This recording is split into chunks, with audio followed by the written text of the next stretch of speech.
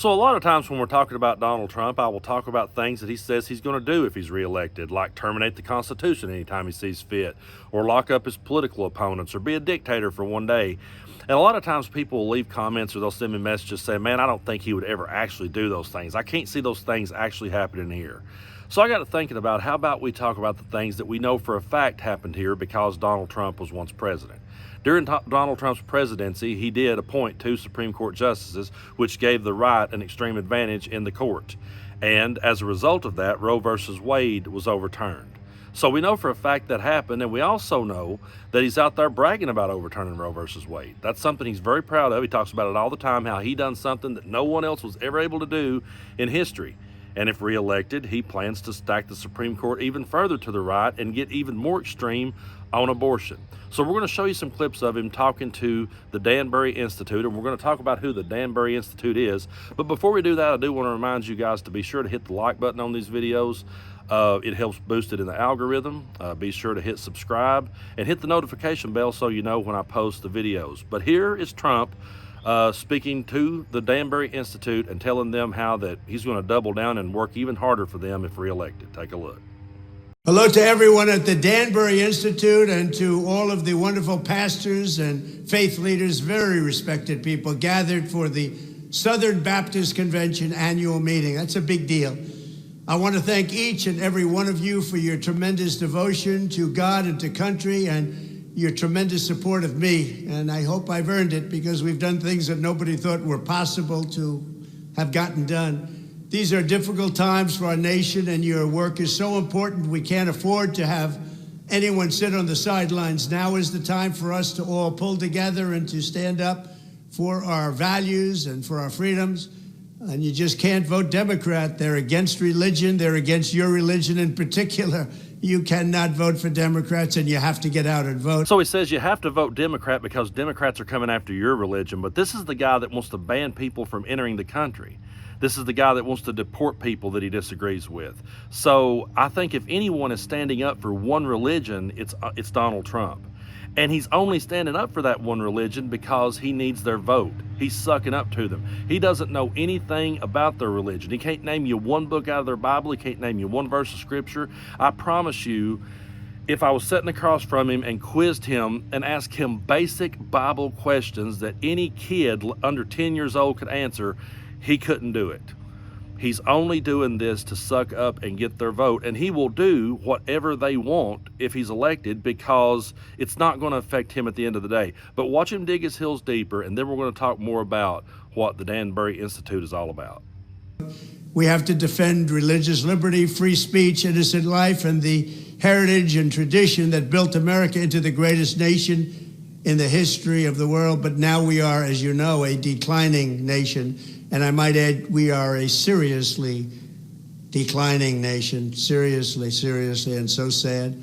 I know that each of you is protecting those values every day, and I hope we'll be defending them side by side for your next 4 years. These are going to be your years because you're going to make a comeback like just about no other group. I know what's happening. I know where you're coming from and where you're going, and I'll be with you side by side. So again, thank you once again for everything you do, and you have to get out and vote. Our religious leaders have to get their incredible people that love them so much and respect them so much, have to get them out to vote.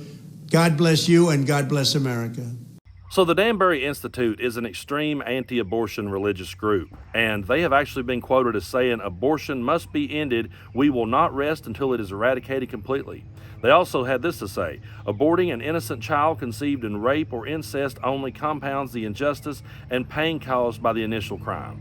So that is the group of people that Donald Trump is talking to and saying that he's going to work harder than ever for.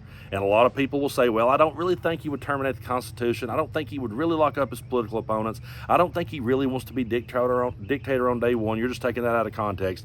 They can make all those comments, but we know for a fact that he brags about overturning Roe versus Wade. He's proud of that accomplishment.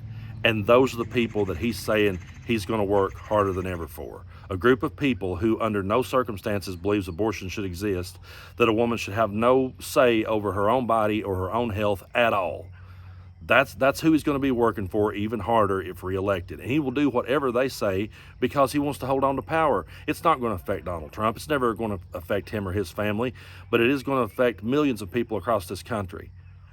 And I need to speak to the guys on this one too. You can sit back on the fence and you can like his tough guy vibrato, and you can like the way he throws his weight around and pisses off people, and you can like the fact that he helps you to own the libs.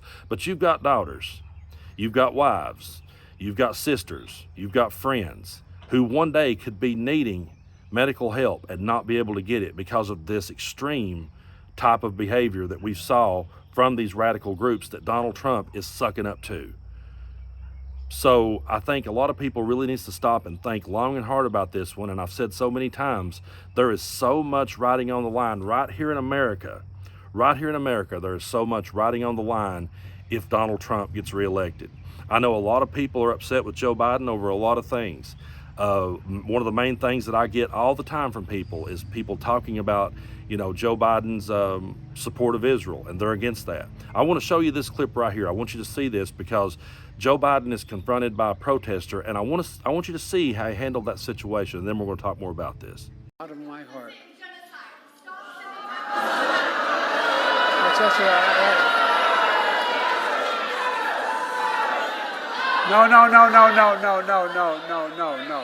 No.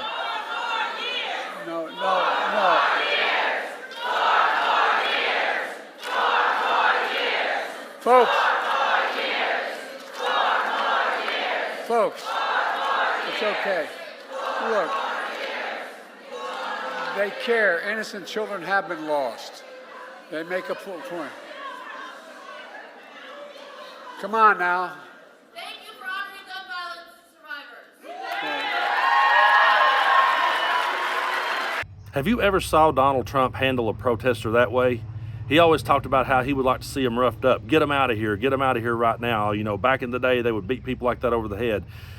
But Joe Biden said, no, listen, they make a point. They care. So that tells you right there that he is listening to you. You may not agree with his stances on everything, but he is at least listening to you, and he cares enough about you to stop and let you have your say.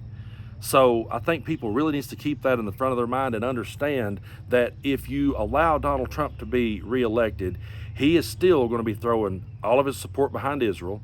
Things are still going to be bad in that part of the world, and things are going to be even worse here at home for us and our families. We're going to be going through so much more because he's working with these extreme groups, and he's saying, I'm going to stand up for your religion. The Democrats are coming after you, so I'm going to stand up for you. And when he says those type of things, he's only standing up for them. He's not standing up for a different religion. If you're Muslim, if you're Jewish, if you're any other faith out there, Donald Trump is not standing up for you.